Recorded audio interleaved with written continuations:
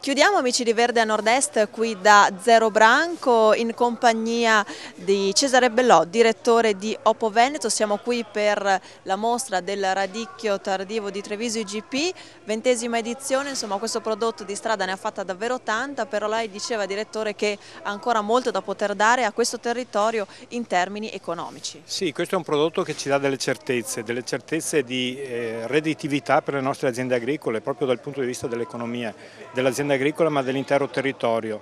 E le certezze le abbiamo perché questo è un prodotto che mantiene le attese. Noi abbiamo fatto tante promesse in questi anni ai consumatori italiani, ma non solo, attraverso il consorzio di tutela, attraverso le organizzazioni dei produttori.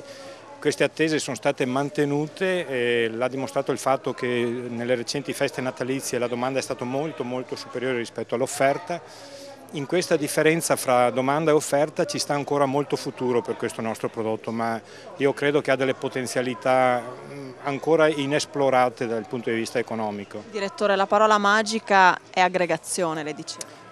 La parola magica è aggregazione all'interno del mondo agricolo, è aggregazione all'interno dei territori, bisogna fare sistema insieme per promuoverlo da un lato e per commercializzarlo poi dall'altro, ma comunque senza l'aggregazione. Ma d'altronde l'Unione Europea ce lo dice da tempo, l'aggregazione nei consorzi di tutela, nel consorzio di tutela in questo caso, l'aggregazione nelle organizzazioni di produttori e poi la collaborazione, il sistema con i territori, con le istituzioni locali. Ma questo di Zero Branco, questa 20ª mostra è proprio un esempio eclatante di cosa significa fare sistema attorno a un prodotto e dei risultati che abbiamo ottenuto. Lei, oltre ad essere direttore di Oppo Veneto e anche vicepresidente del consorzio di tutela, lei ha fatto un appello ai produttori.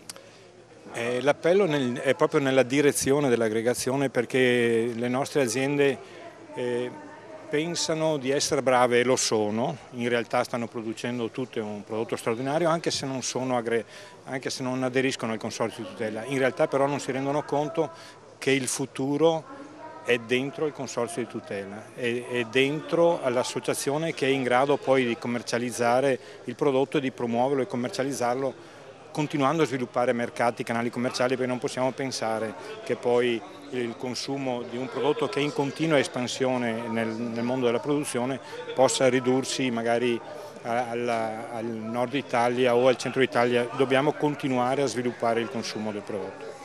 Per chiudere col sorriso, come le piace il radicchio di Treviso?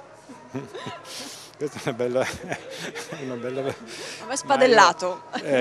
No, a me piace nudo e crudo così com'è, addirittura io proprio non ci aggiungo niente altro, perché è così che si capisce la differenza di un prodotto che è straordinario. A vederlo si vede, si capisce la differenza, ma a gustarlo si capisce ancora di più. Nudo e crudo così com'è.